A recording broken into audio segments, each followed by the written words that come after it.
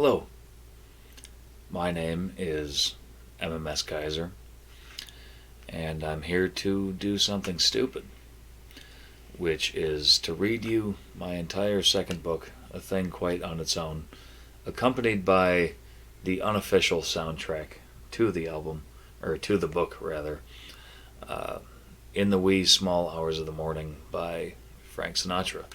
Now, I'm probably going to be contending with some advertisements with the songs popping up, so just bear with me there. But let's begin.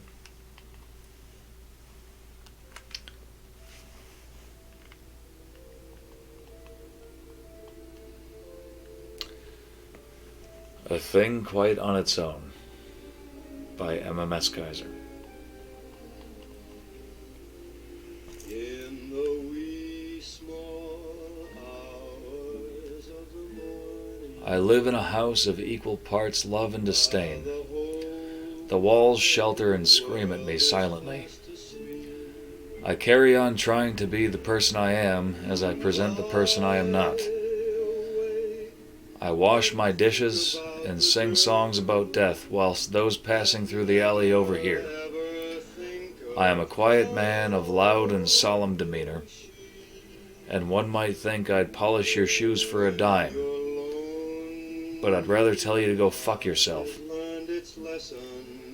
I live in a quiet domicile in a loud, loud world, and I only wish for it to stop for a moment, as I do every time I turn the bolt on the world itself, briefly forever.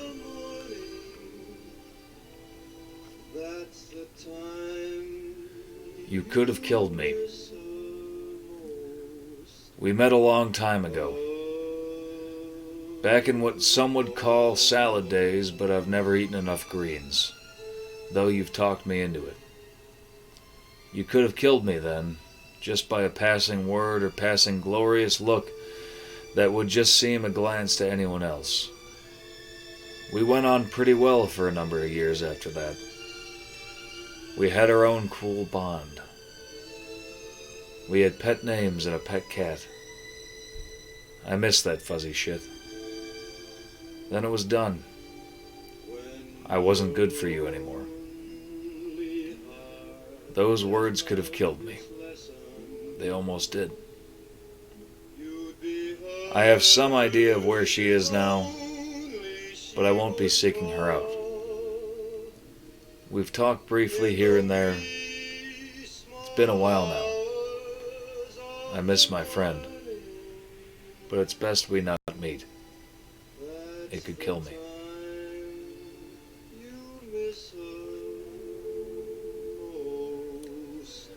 Calamities ensue the more you give yourself away, a quiet gain of turgid loss, unnoticed, flowing out your sleeves and the whites of your eyes. If only the rest of the world, if only the rest would get close enough to see where it all came from, they would shoot you dead. Erratic music plays, the day goes on until the last few hours when the saddest baritones and tenor crescendos set in toward a final loss of self-spirit at the end of every day that no one hears. And you dare not bother the closest to you to bear witness to its sound. That face that is usually covered by her phone has... You keep it in you, this sad, silent sound, until it sprays out gloriously one day on the edge of a silver jewel. It is then you will never be afraid, or won't you?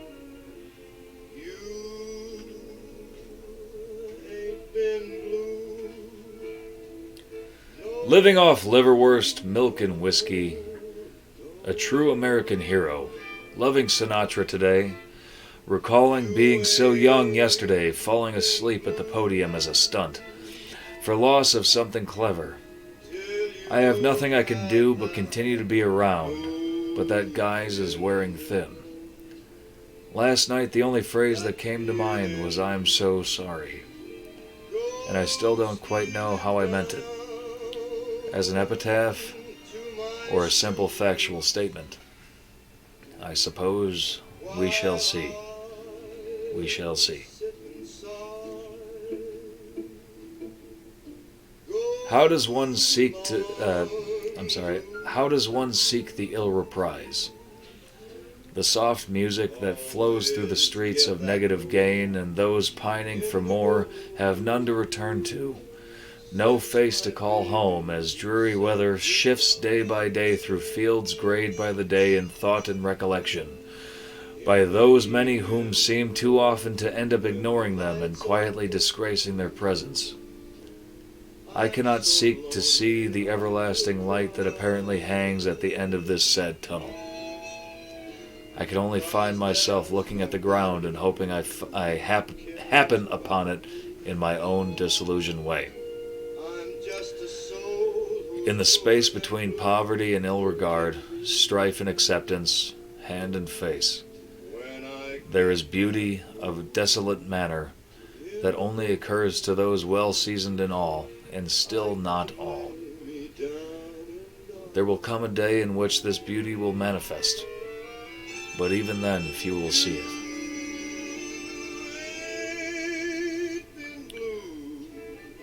The sad, lonely wailings of a man lost in loss too deep are seldom heard through the streets, only because nobody wants to hear them. Ignored and broken, these sad times billow and burrow into the soul, and all there is to do is go on, listen, and try to learn something from the experience. Me, I've learned not to trust anyone who says they love you, at least not at first glance. For the better and for the much, much worse, stains on wood reflect bitter recourse. In the hall, with messy carpet, crooning for ill-broken vows from years where it all meant everything or nothing.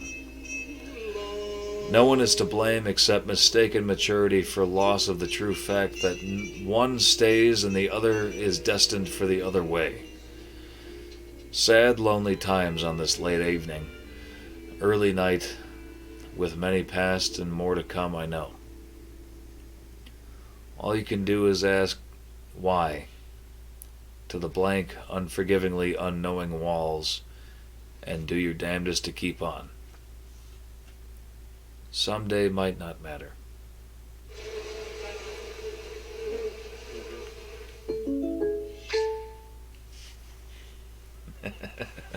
How's that for a State Farm ad? There won't be one more cause for what you're doing if what it is you fight for isn't fought for completely. This shit-stink lonely heart, cold and carpeted corner of the world has overstayed its worth, yet I still sit in it, amidst all the bad feelings attached to it, because it still at least, very least, offers privacy, a cave of my own from the disenchantment populace writhing.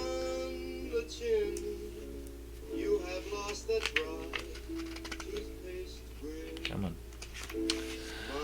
And bustling out these doors.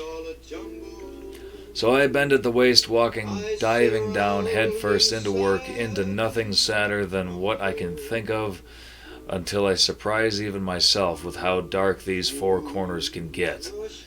And even then, I'm only surprised a little. Did you know my hair could have been brown? Searching for a lost dog. The bills have been posted to every light post in town. He's white, greedy, self-indulgent. Searching for a lost dog. He was last seen in the backyard somersaulting towards a feline. Some say he was performing tricks for her. He was howling the entire Zevon and Young back catalogs respectively. Searching for a lost dog. He's run out of the ability to cry, so you will not hear him. You may only catch him at a glance. He fears you much more than you could ever fear him. No reward is available to be given. It is possible you may regret ever finding him. He will be sorry for that feeling, but he will be grateful that you tried. And here's the middle section. There was a very long absence of having anything truly meaningful or even remotely worthwhile to be said.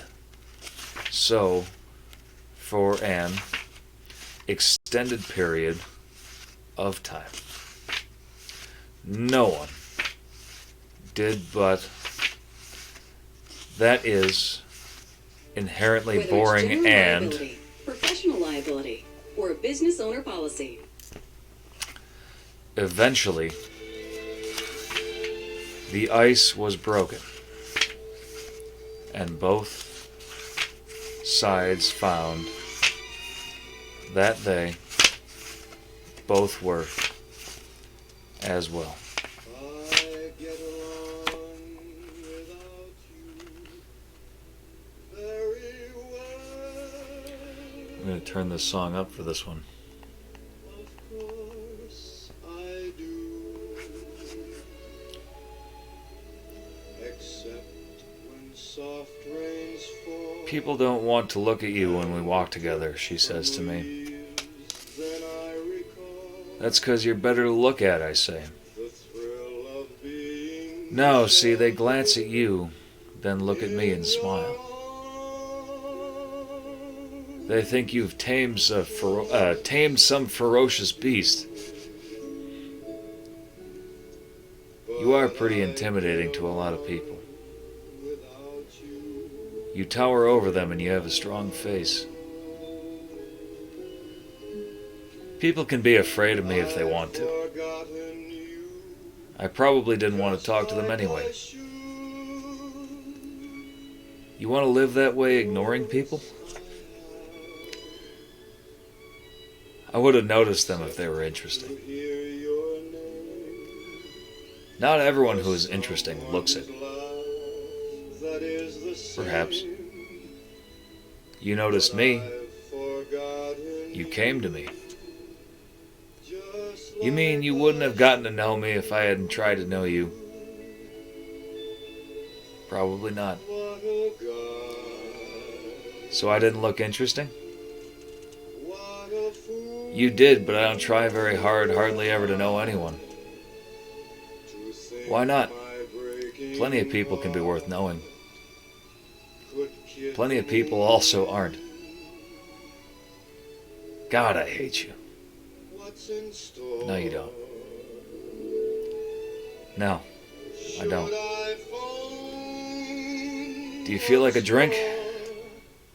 No, it's You are a drink. best that I stick to That's fair. my tune.